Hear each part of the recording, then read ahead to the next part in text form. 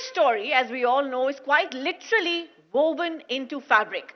From the threads of khadi that symbolize freedom to finely tailored suits that now speak of precision, power, and purpose. India's textile tradition has always been one of identity and innovation. And at the heart of that story, we all know Raymond, an iconic homegrown brand, has dressed generations of Indians. It's now redefining what Indian excellence looks like on the global stage. Now, leading this evolution is a visionary who has shaped Raymond's legacy for over 2 decades. Under his leadership, Raymond has transformed into a billion-dollar group with a future-forward outlook. He's balanced legacy with reinvention and luxury with sustainability. To talk to us about how India's fabric story is now as much about strength and sustainability as it is about style, please put your hands together for Mr. Gautam Harisinghania, Chairman and Managing Director of Raymond Limited. A very warm welcome to you, sir. Please join us.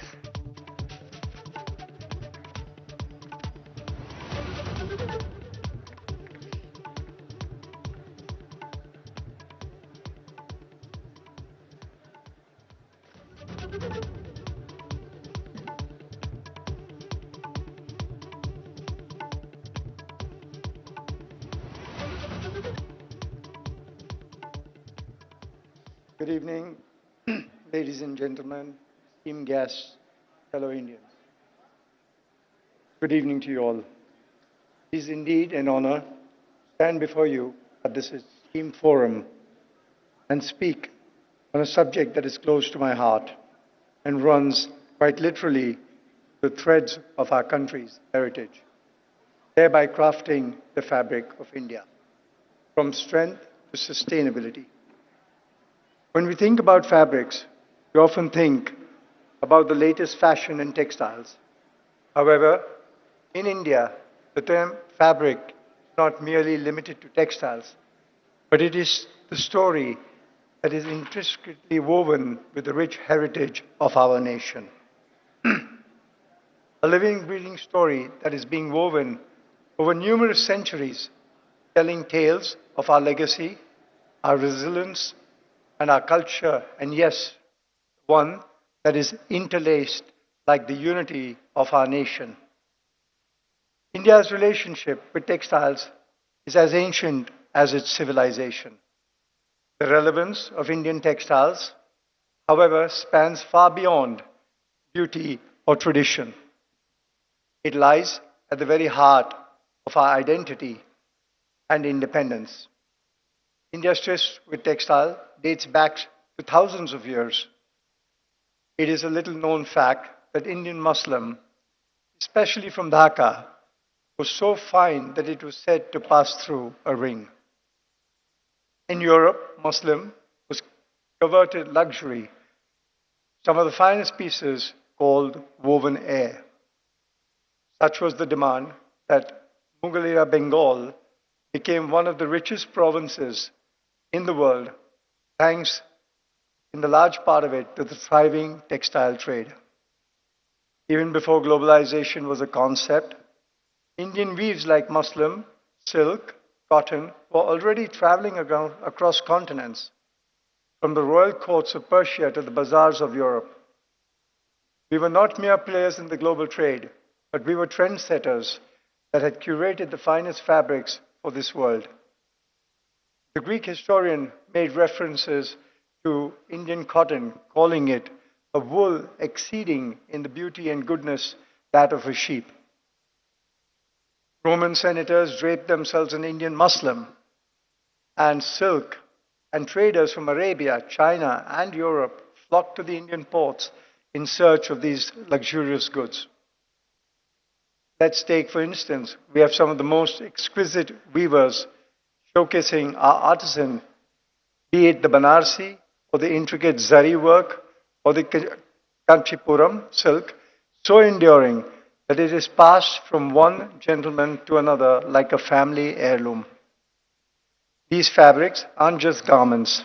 They are embodiments of Indian artistry that is ably backed by rich craftsmanship. From the looms of Kutch to the backstreet weavers of the Northeast, Indian textiles landscape is as diverse as its culture. Each thread carries a dialect, a rhythm, a regional identity woven into the cohesive national fabric. Even today, for us Indians, chakra and khadi are synonymous to the revolution. Khadi, a symbol of self-resilience, resistance, and unity, was simple, yet a powerful language. It evoked a sense of pride that brought together everyone with one shared purpose of reclaiming our sense of dignity and freedom. Since freedom, the journey has been a powerful one. A journey that has enabled us to defy our limitations and work towards building textiles as an industry. And today, we as a nation are a clothier to the world. Allow me to bring this closer to home. Raymond, a name that many of you are familiar with. As we reflect upon this legacy, I stand here with a sense of pride. Raymond, a brand that has been synonymous with Indian suitings for generations, is completing 100 years this year. For its origins as a modest producer of coarse woolen blankets in a small town of Thane, Raymond has evolved into a globally respected name that manufactures some of the finest worsted fabrics in the world. Today, our fabrics travel to 55 countries, representing the modern face of India's manufacturing powers. Raymond's journey mirrors the evolution of India itself, grounded in tradition, bold in ambition, and global in its reach. It is the testimony to the fact that homegrown brands, which built on strong values of quality, trust, and excellence, can become pillars of national building. Every meter of fabric we produce is not just a commercial product, it's a powerful message. A message that India can compete with the best in the world, and in many cases, leading it. Today, as we stand at the crossroads of a rapidly changing global order, there has never been a more opportune moment for the Indian textile industry. India continues to rank among the top textile exporting nations, holding a 4% share in the global textile and apparel exports. The textiles and apparel industry contributes 2.3% to our GDP. And recently, the Ministry of Textiles reported a 7% increase in the textile and apparel exports as compared to last year. In line with the growth ambitions, the Indian textile industry sector currently ranks 5th globally. And the industry needs to work actively to accelerate this growth to a rate of at least 15 to 20% over the next 5 years. Geopolitically realignments, shifting supply chains, and the search of China plus one alternatives are reshaping the contours of global sourcing. India is now being seen not just as a market, but as a preferred supplier to global brands. To put things in perspective, the United States imports about 18 million garments per year.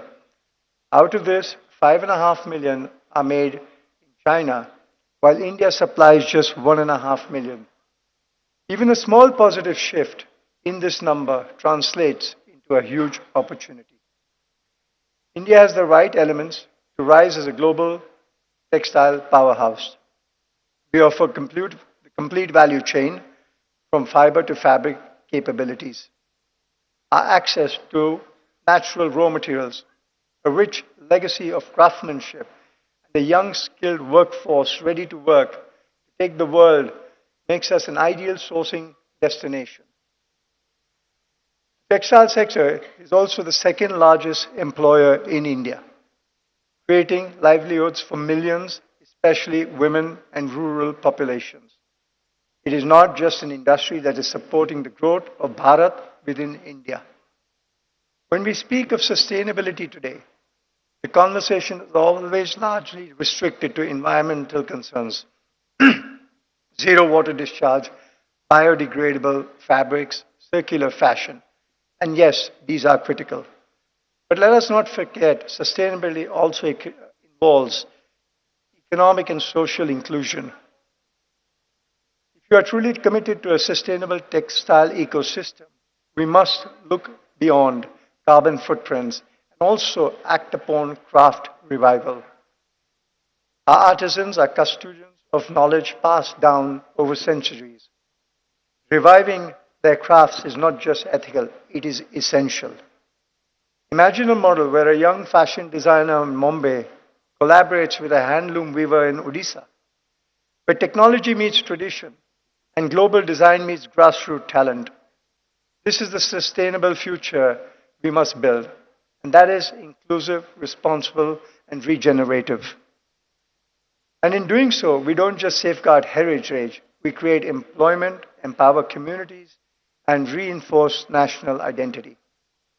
Let me speak now about the role of homegrown brands in building this sustainable future.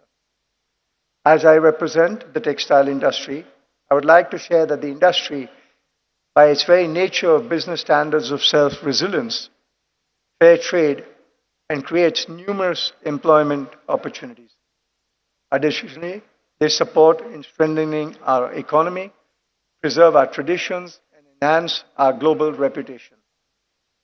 As we stride ahead towards a $5 trillion economy, these brands will play a defining role in shaping how India is perceived and respected across the globe.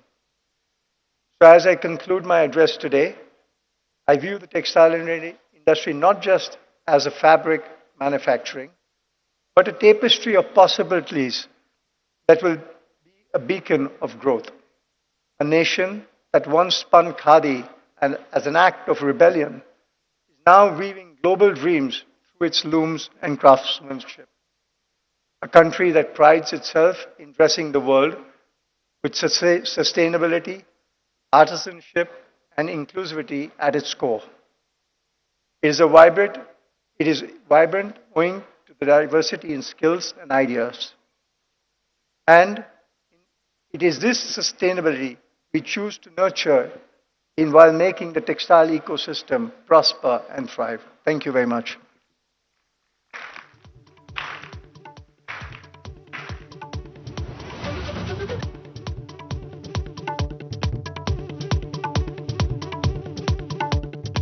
Thank you so much, Mr. Singhania, for giving us a sense of what Indian textile has meant in our history and the promise it holds for India in the future. Thank you very much for that. We will now continue this Q&A with Sandeep Chaudhary ji joining us on the stage. Can we have a huge round of applause as this session, this Q&A begins? Thank you, ladies and gentlemen.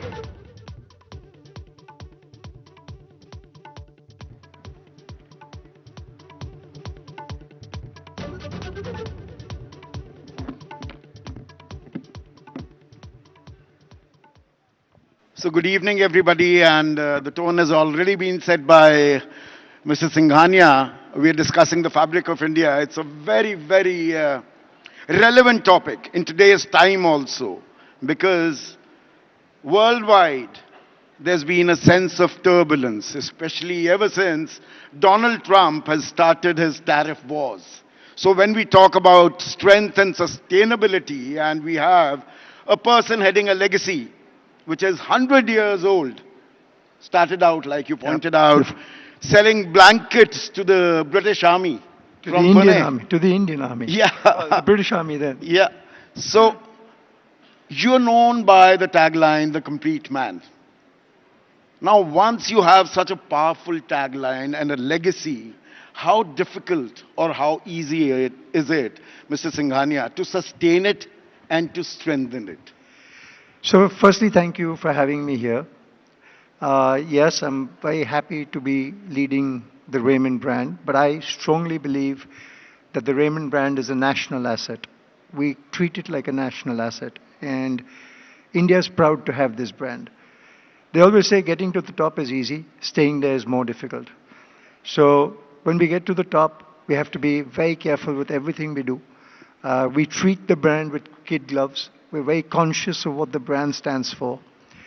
I don't know if you know, it's the only brand in the world that goes 3,000 times in price point, which it goes from 300 rupees a meter to 10 lakh rupees a meter. There's no brand in the world that can do this. Even Nokia did Virtue. Toyota did Lexus. So we're very proud what we say.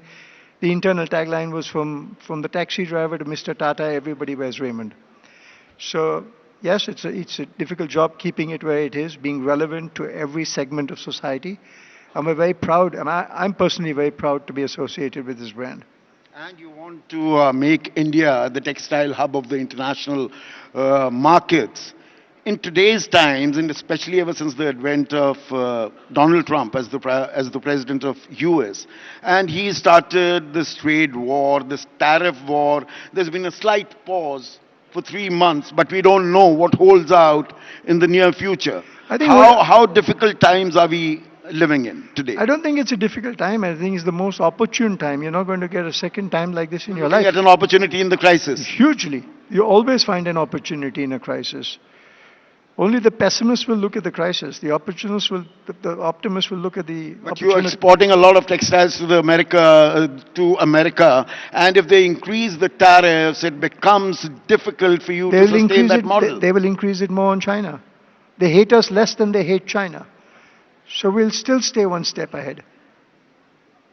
But the textile hubs today, and correct me if I'm wrong because you're the expert over here, a lot of branding is now happening in the hinterland of Bangladesh or Sri Lanka or Vietnam. Is that a big challenge for a country like India? So let me explain to you. I don't know if you're familiar what the past was, but up to 20 years ago, there was something called the SSI, the small scale industry, and you were not allowed to set up garmenting capacities in this country unless they fit below 35 lakh rupees.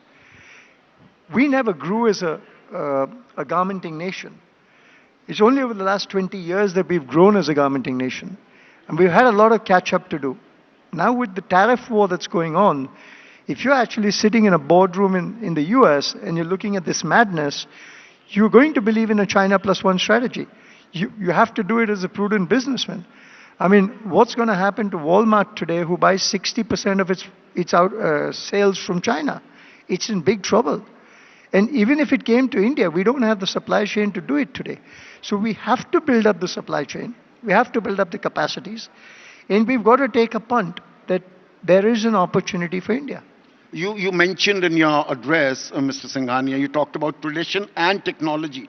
There has to be a forward and a backward synergy. Is that something where we are lacking? No, I think the companies, some of the companies that are exporting, like we export today, we are the third largest garment manufacturer in the world. And our desire is to become the largest garment manufacturer in the world. Technology is a very important part of it. Design is a very important part of it. All of it comes together.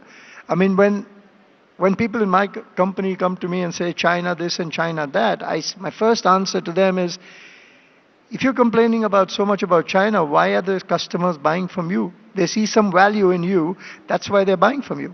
You're obviously doing something right. Capitalize on that. But why do the big corporates run away from the textile business?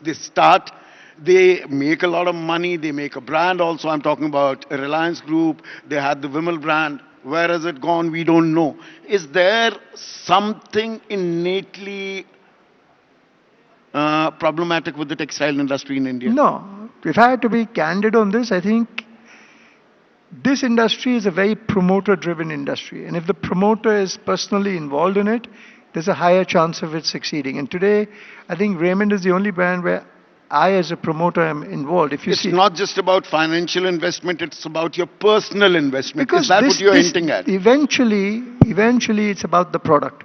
Product is about design, creativity, and you've got to have a passion for the product. And somebody has to have the passion for a product. You can hire the best CFO who can look at the numbers, but if you take any brand globally, individual brands, they've all been individually led. And I'll give you an example. If you take Versace, when Gianni Versace died, the brand was finished. It never ever recovered. Armani has been trying to sell his business for 15 years, but the biggest key is that what happens if something happens to Giorgio Armani? Who's going to be there? So these things are important. Ralph Lauren is what it is. In our case, I'm very passionate about product. I don't know if you've seen our new chairman's collection. I think it's a globally path-breaking collection. I'm very proud of it. It's something unique to see. And then you'll understand what I'm talking about. Also, if we talk about tradition, and you spoke about khadi and how khadi played a big role in our independence struggle as well, it was used as a symbol by Mahatma Gandhi, and our current Prime Minister, Mr. Modi, has been promoting khadi big time. Yes. But as a society and as a big business body, India Inc., is it really pushing khadi to where it should be pushed to? No, I don't think Khadi is going to where it needs to be pushed. We need to push it more. We need to We do need that. to push it more. Yeah. There's a whole ecosystem that has to change within Khadi. So we did launch Khadi in a very big way pre-COVID, but unfortunately the ecosystem could not keep pace with it. There's a lot of work that has to be done. And I believe in Khadi. I love Khadi products because they're all hand woven and they're made by, it's a good cause. It's a good, the poor people do it. They make, and there's a lot of talent in there. Sometimes we see the products that come out from Khadi, they're beautiful. And today we have now started a full range of embroidery on silk and suedes. And we're trying to promote Indian art through fabrics. So for example, we're doing cotton embroideries, linen embroidery, all kinds of stuff. And we're trying to bring Indian artisan into the forefront. And if you actually see our collection, then you'll understand it. And I've been in Europe every month, and when I wear these clothes, the first reaction from me, wow, where did you get that from? No. It's a very interesting thing that you pointed out. You go to Europe and people say, oh, this is what you're wearing, this is nice. But are we a nation of hypocrites? I'm using a very strong word, Mr. Singhania. We are aspirational. We are like coconuts. We are brown or black in color, but inside somewhere there is that aspiration. We want to be that typical barra sahab, that Angrez. There's 1% of that everywhere in the world. No, we'd rather wear suits, but we probably will have a decent kurta, and that is about it. Yeah, but we are slightly embarrassed to wear our own traditional attire. I think that is changing. That is changing in a very big way. People are more proud of wearing Indian ethnic wear. I certainly, when I'm abroad, I wear only Indian ethnic. That's just for events. In daily life? No, daily life. I mean, I wear a lot of embroidery work. I think I am a brand ambassador of Indian products. And I'm very proud of it. No, why I'm asking you this is, the best of tea is in India. We grow the best tea. It's all exported. You talked about muslin. You gave that example. The Europeans, they go gaga over it. How many of the Indians are actually wearing it in India or promoting it, is my basic question. Is that a problem? I don't think it's a problem. I think there's awareness. Now, if you see in the ethnic wear category, if you just take the ethnic wear, there's been a huge explosion in the last 5 years. And now it's going to be a train that started, that's not going to stop. So these things, when they happen, there's a time and place for it, there's a supply chain issue, there's a design. Now you see everybody's coming to ethnic wear, including Raymond. And we're seeing a lot of traction in this. So are we wearing enough ethnic wear? Maybe in a city like Bombay you don't see it, but you go to the heartland of India, everybody's wearing kurta pajama the whole day. They wear kurta pajama to work. One more thing. You talked about employment generation, and textile sector does provide a lot of employment, but employment is becoming a big bother in the country. Is this sector feeling the pinch in terms of retaining employees or creating more employment opportunities? No, I don't think so. When we put up factories, we need people, we get people. I don't think there's any issue with that. No, if I look at it in Mumbai, most of the textile mills have now converted themselves into big-time malls. Because the mills have closed. That's for a different reason. Because if you see, most of the mills that you're referring to, including Raymond, were started in 1925. And because of our labor policies, you had to keep doing a negotiation and up the rates every 3 years, 4 years. So cities like Mumbai became uneconomical to manufacture. So manufacturing went into central India, to cheaper cost areas. In Mumbai, the real estate was the flavor, so real estate boomed. And it's just not economical to make fabrics with 50, 70, 80,000 rupees. Is that also the reason that the Raymond Group under your leadership Right. has also now ventured into realty sector? Yes. And the automotive sector? Yes. So we are in the real estate space because we had land in Thane. We started with that. Now we're in the top 6, 7 real estate developers in Bombay because we've done our regular land, plus we're doing 7 JDA projects so far. So I think we built a solid real estate business. And it's really, the big question, because you're talking about brands, was that can you transfer the brand equity of a fabric company onto real estate? That was my next question. And that's Will you be able to sustain that complete, man, that loyalty people have towards Raymond fabric to Raymond Realty or automobiles? So automobiles is under a different brand, but Raymond Realty today. But the name is there, now the legacy continues. So we run the automotive business under JK, which is a different brand. Yeah. So Raymond Realty today is a very successful brand in Bombay. It's in the top 5 brands. In the markets that we operate, like Thane, we have 30% market share against every other builder. So I think the brand has got accepted in real estate. It was a risk we took, but we got a good reward out of it. But you have that knack of taking risks, and I'll take you back about 3 decades. 3 decades. Mr. Singhania, we've met Yeah, earlier also, probably you wouldn't know. And this is Safdarjung Aerodrome, Safdarjung Airport, where there used to be those... drag racing. Yeah, I used to be one of those officials and used to come and ask me, am I taking the right curves and am I taking it to the right spirit? So you have a fancy for fast cars and also aircrafts. This risk-taking ability, has it held you in good stead in business as well? See, there are no risks, there are no rewards. You might as well sit at home and go to sleep.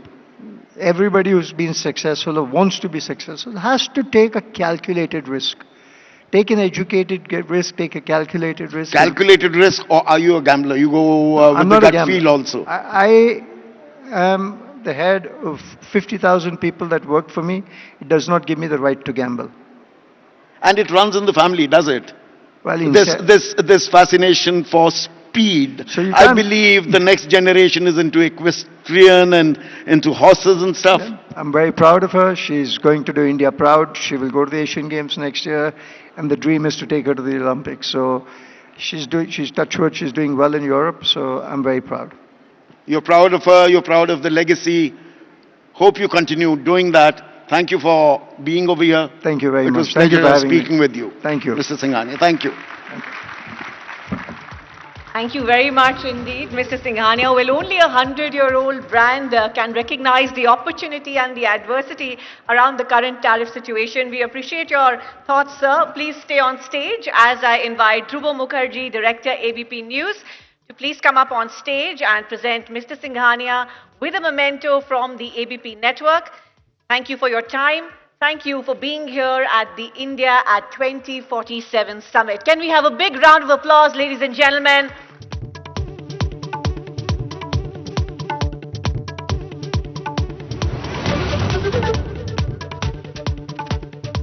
Thank you so much.